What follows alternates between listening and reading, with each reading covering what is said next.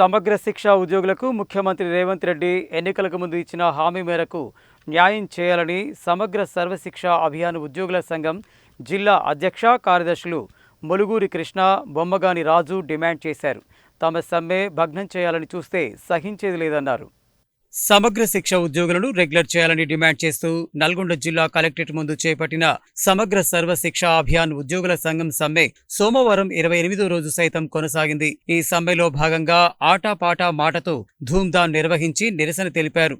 ఈ సందర్భంగా జిల్లా అధ్యక్ష కార్యదర్శులు ములుగూరి కృష్ణ, బొమ్మగాని రాజు మాట్లాడుతూ సమగ్ర శిక్ష ఉద్యోగులకు ముఖ్యమంత్రి రేవంత్ రెడ్డి ఎన్నికలకు ముందు ఇచ్చిన హామీ మేరకు న్యాయం చేయాలని, కానీ ప్రజాప్రతినిధులు, అధికారులు సమ్మె విరమించాలని, ఉద్యోగాలు తీసేస్తామని బెదిరిస్తున్నారని, ఇది ఎంతవరకు న్యాయమని ఆవేదన వ్యక్తం చేశారు.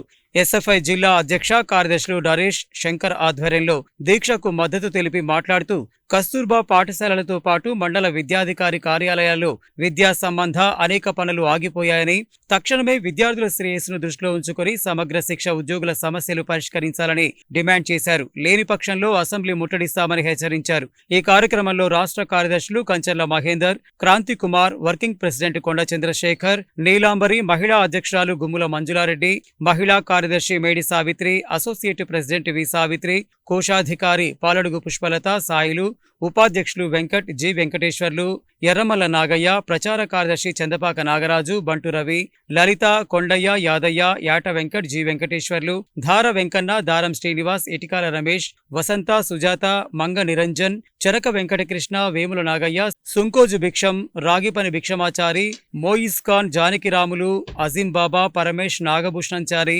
రహీం, పాండునాయక్, కారింగు జానయ్య, జల్ల చంద్రమౌళి, యాదయ్య తదితరులు పాల్గొన్నారు.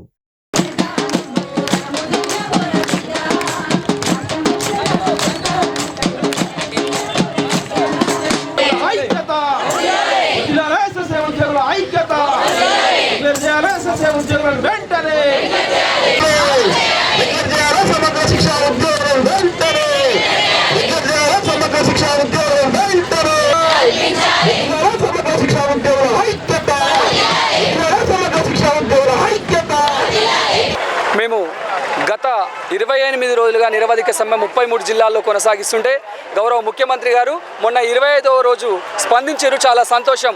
వారు స్పందించినటువంటి తీరు ఏంటంటే సమగ్ర శిక్షా ఉద్యోగులని క్రమబద్ధీకరణ చేయడం అనేది కుదరదు, అదొక స్టేట్మెంట్ అని అడుగుతా ఉన్నాం. మేము కుదరదు అని చెప్పినప్పుడు ఏం చేయాలో కూడా మీరు చెప్పాలని మేము అడుగుతా ఉన్నాం. కాబట్టి దయచేసి ముఖ్యమంత్రి గారు లాస్ట్ ఇయర్ మీరు ఇచ్చినటువంటి హామీ ఏదైతే ఉందో సమగ్ర శిక్షా ఉద్యోగుల సమస్యలు అన్నీ తెలుసు అన్నారు, అవగాహన ఉన్నన్నారు. కాబట్టి వెంటనే మాకు మీరు రెగ్యులరైజ్ చేయలేకపోతే మాకు ఉద్యోగ భద్రత కల్పిస్తూ వెంటనే పే స్కేల్ అమలు చేయండి. ఇది ప్రజాపాలనని నిరూపించండి. ఆ విధంగా మేము అడుగుతా ఉన్నాం. కాబట్టి ఇలాంటి నిమ్మకు నీరెత్తినటువంటి వ్యవహారాన్ని తీవ్రంగా తెలంగాణ సమగ్ర శిక్షా ఉద్యోగుల సంఘం 33 జిల్లాల నుంచి కూడా తీవ్రంగా ఖండిస్తున్నాం. వెంటనే స్పందించి ఇక్కడ కేజీబీలో చదువుతున్నటువంటి విద్యార్థులందరూ కూడా orphans, semi orphans, drop out పిల్లలు ఉన్నారు. వారు రోజు రోజుకి 30 రోజుల నుంచి విద్యకు దూరం అవుతుంటే బడుగు బలహీన వర్గాల పిల్లలు విద్యకు దూరం అవ్వాలనేదే మీ ఉద్దేశం అని అడుగుతా ఉన్నాం. కాబట్టి వెంటనే ముఖ్యమంత్రి గారు స్పందించి మా న్యాయమైన కోరికలను తీరుస్తూ ఈరోజు మా రాష్ట్ర నాయకత్వాన్ని పిలిపించి చర్చలు జరిపించి మమ్మల్ని సమ్మె విరమింపజేసి మా ఉద్యోగాలకు మేము వెళ్ళే విధంగా చొరవ చూపాలని కోరుతా ఉన్నాం. మేము ఎస్ఎస్ఏ ఉద్యోగుల వింగ్లో కేజీబీలో పనిచేస్తున్నామండి. ఈ నాటికి 28 రోజుల నుంచి మేము దీక్షని కొనసాగిస్తున్నాము, సమ్మెని. అయితే ఇందులో మేము అర్థం కానిది ఏంటి అంటే అన్ని ప్రాథమిక అవసరాలు ఎలాగనో విద్య అలా అవసరమైంది, కానీ ప్రభుత్వం ఎందుకు స్పందించట్లేదు? ఇది అవసరం లేదనుకుంటుందా? ఆ విద్యార్థులకు విద్య అవసరం లేదనుకుంటుందా? లేకపోతే ఈ ఉపాధ్యాయులకు జీతం అవసరం లేదనుకుంటుందా? మాకెందుకు తిండి, మాకు ఫ్యామిలీ పోషించే వాళ్ళు లేరనుకుంటుందా? మేము బానిసలం అనుకుంటుందా? మాకు అర్థం కావట్లేదండి. ఇది మేము కూడా వచ్చింది కాదు. సారే చెప్పారు, మేము ప్రభుత్వంలోకి రాగానే 100 రోజుల్లో మీకు చేస్తామని చెప్పినందువలన 1 సంవత్సరం పాటు ఎదురు చూసి ఇక మాకు ఓపిక లేక ఇంకెప్పుడు అనే భావనతోటి మేమేమో ఒక్క రోజు వచ్చి ఉద్యోగానికి వచ్చిన వాళ్ళం కాదండి. 20 ఏళ్ల నుంచి 15 ఏళ్ల నుండి పనిచేస్తున్న వాళ్ళం ఉన్నాం ఇక్కడ. అందుకోసం ఇంకెన్ని రోజులు ఈ వెట్టి చాకరీ చేయాలనేది మాకు అర్థం కాదు. మేము తలకు మించిన భారం 36 గంటలు పనిచేయాల్సి వస్తుంది వరుసగా. ఆడవాళ్ళమై ఉండి ఇల్లు వదిలేసి, మా పిల్లల్ని వదిలేసి ఈ విద్యార్థుల అభివృద్ధికై మేము పాటుపడుతున్నా కానీ ఈ ప్రభుత్వం నిమ్మకు నీరెత్తినట్టుగా ఉంది. అది వెంటనే మాకు వాళ్ళు ఆలోచన చేసి పెద్దలంతా మాకు వెంటనే పరిష్కారం చూపాలి, పే స్కేల్ని అమలు చేయాలని కోరుతున్నాం. రెగ్యులర్ది కాదు అని అంటారు. ఎందుకు కాదు? అసలు మనం చేసుకున్న చట్టాలు, మనం చేసుకున్న రాజ్యాంగమే కదా. అది ఏదో గొంతమ్మ కోరిక కోరినట్టు అంటున్నారు. పని చేసి అడిగిన వాళ్ళకు ఎందుకు ఇవ్వదు? ఈ ఉచితాలు ఎందుకు? ఈ సంక్షేమంలో ఇది ప్రాథమికమైంది విద్యా అభివృద్ధి అనేది. దీనికి తప్పకుండా ప్రభుత్వం స్పందిస్తుందని కోరుకుంటున్నాము.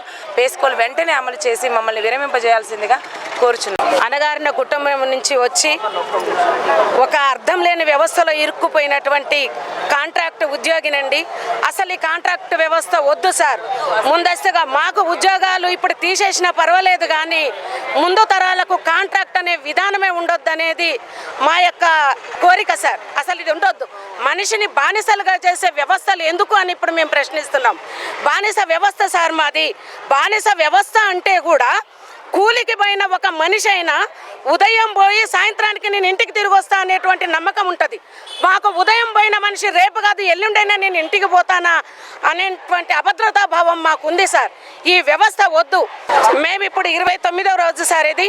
మాకు ఖచ్చితంగా పే స్కేల్ ఇవ్వాలి సార్. మమ్మల్ని రెగ్యులర్ చేయాలి, పే స్కేల్ ఇవ్వాలనేది మా యొక్క కోరిక.